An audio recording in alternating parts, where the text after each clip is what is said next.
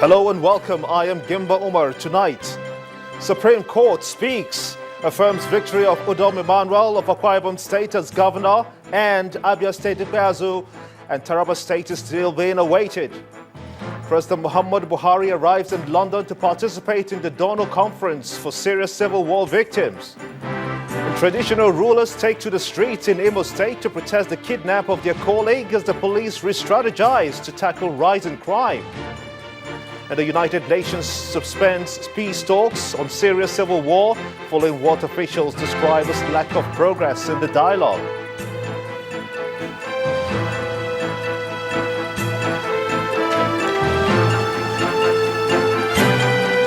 On business news tonight, profit-taking resumed at the Nigerian stock market, dragging the key benchmark index by 0.96%. Ireland sports news, Nigeria's table tennis star Aruna Quadri climbs from 59th to 35th position in the latest world rankings released by the IWTF. I am Yemisi Paye, and from Abuja, regulatory agency stands up for the rights of electricity consumers in the country.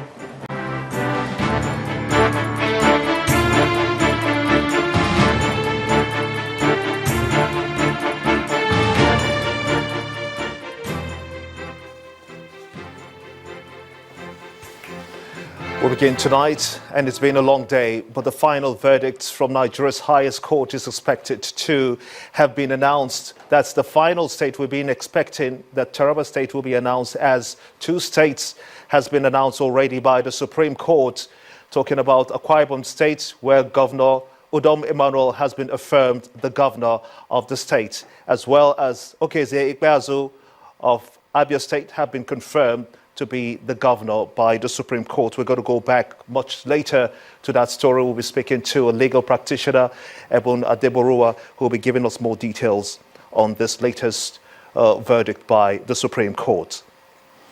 Now, returning Nigeria's northeast region to normal life may require over 2 trillion naira. This is according to the chairman of the Victim Support Fund, General Theophilus Danjuma, who is calling for support towards the rebuilding of the area ravaged by the activities of the terrorist group Boko Haram. He was speaking at the 6th Annual National Security Seminar organized by the Alumni Association of the National Defense College in Abuja. General Danjuma also urged the federal government to focus on the de-radicalizing of youths in the area. The plight of internally displaced persons is the focus at the 6th edition of the National Security Seminar organized by the Alumni Association of National Defense College in Abuja.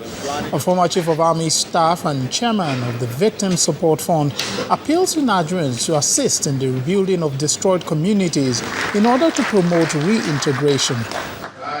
The rebuilding of the Northeast is one of the biggest and most complex challenge that Nigeria faces today. Conservative estimates put the cost of the short-term intervention of reconstruction of the Northeast at over 2 trillion naira. The Permanent Secretary in the Ministry of Defense advocates the need for quick resettlement of the victims of Boko Haram. The situation is further worsened in Nigeria by the unprecedented level of corruption that has not only been a source of embarrassment to the nation, but weakening the effectiveness of the security agencies through the diversions of funds meant for procurement of equipment to effectively fight the insurgents.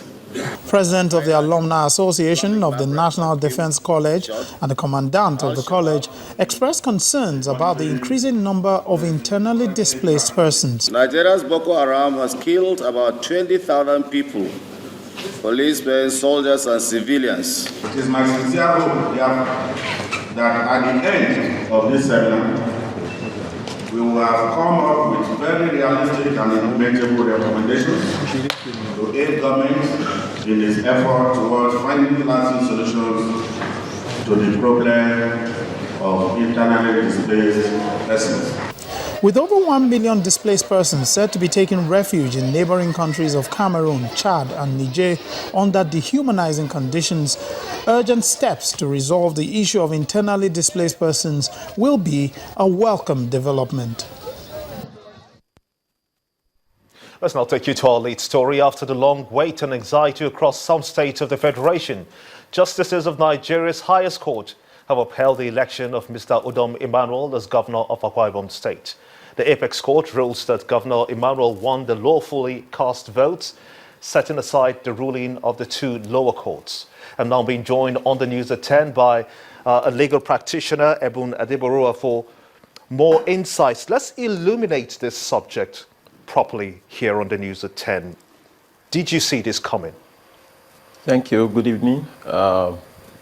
It was clear from the analysis of the election, especially in Akwa Ibom, in Abia, and in Rivers, and I'm sure also in Taraba, that once an election has been declared by Professor Atahiru Jega, you can go to sleep. He's somebody who has so much integrity. He's somebody who is so principled, to the extent that if he has put his pen on an election, in almost 70% or more of those cases, you can hardly overturn it. And when you take the case of Akwa Ibom, for instance, and you check the arguments that are being presented, different from what is going on in the media, it was clear that there was confusion in the camp of those who were challenging the election. If you say an election did not hold, then you can't claim part of the results. If you either say the election did not hold at all, or that it held, it was rigged, manipulated, or that there was violence, you can't say election did not hold on one part and then you say there's overvoting on another side. You can't say there was no accreditation on one part and then you then say that card reader functioned or didn't function in one particular area. And I think what the Supreme Court is doing is to clear the table. Because you will see that unlike in the tribunal or in the Court of Appeal, they don't take arguments and adjourn for ruling. Because that's when there's speculation. That's when there is manipulation. That's when all manners of extraneous circumstances come in.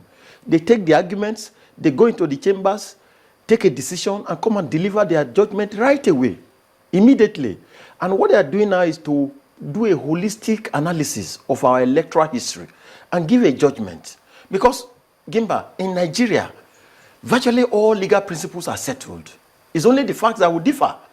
You can close your eyes and say, this is the circumstance that a man will win a case for a land matter.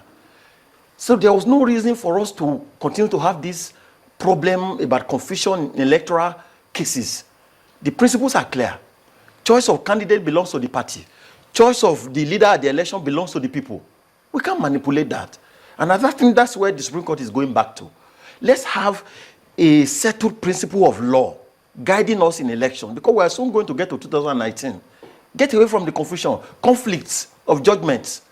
And that's why we are happy that both in Akwa Ibom, in Rivers, and indeed in Abia State, we are getting this judgment. And that's just the legal aspect. It also has other political implications for Nigeria. In this country now, given the sense of patriotism and heroism that we have seen that have attended the emergence of the Buhari administration, we need a strong opposition. During the period of Dr. Goodluck Jonathan, the opposition had Lagos, opposition had Kano, and they had the major states. So there was equilibrium. The political stable was quite balanced. It would be disastrous to go into a country whereby the ruling party is in control of Rivers, ruling party is in control of Akwa Ibom, is in control of Lagos, is in control of Kaduna. Nobody will say anything. But the electorate we'll just be going in one area. But the electorate are supposed to be the people who decide on that, isn't it? Oh, that's what I've said. In the election that was conducted in this country in April, we cannot fault Professor Jega, because during his tenure, we had gotten rid of ballot box snatching, election manipulation, There was nothing like inconclusive elections in most cases. So and if it will happen at all, it will be very rare. So when you get to Kogi, you conduct election, people die, people are replaced. You get to Bayelsa, you conduct election, it's inconclusive. You present budget, it's inconclusive. So it was just good for the Supreme Court to just clear this once and for all and return us to the path of peace. Because given what happened in Bayelsa, you could have imagined what would happen if there were to be a rerun election in Rivers State, if there were to be a rerun election in Akwa Ibom State. I don't think the INEC that we have now, from the conduct of elections in Kogi and Bayelsa State, has not shown enough competence. So are you saying that the Supreme Court's judgment now is predicated on the security situation this will result to if elections were to be conducted again? No, I'm just analyzing it based on that, but the judgment is predicated upon the facts presented before the court, especially in Akwa Ibom. It was clear that an election took place. We couldn't understand how the Court of Appeal got to the figure of 437,000 as the figure of the registered voters in Akwa Ibom. We didn't get that one, and that was the basis for which he nullified the election in the Court of Appeal. So it was clear that that judgment couldn't stand. And we are waiting for all other judgments. We are waiting for the caretaker people in Kogi State to leave office. We are waiting for Taraba State for people to affirm the election of the people. It is not the business of the opposition to challenge the election of a party that you are not a member of. And that's why the Supreme Court should clear all those and let us have a settled principle in respect of electoral matters.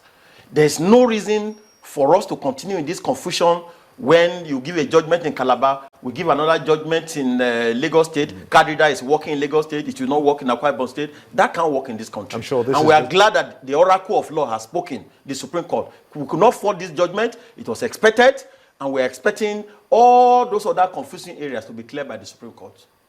I'm sure that in the coming days and weeks we'll have this very point as a talking one. I want to thank you so much indeed, Ebun Adeborua, legal practitioner, for sharing your thoughts with us on the News at 10. Thank you very much. In part 2, after the break, Nigeria's police re-strategize against rising crime as Anglican primate says that kidnapping should be declared a national emergency. That's coming up in a moment. Stay with us.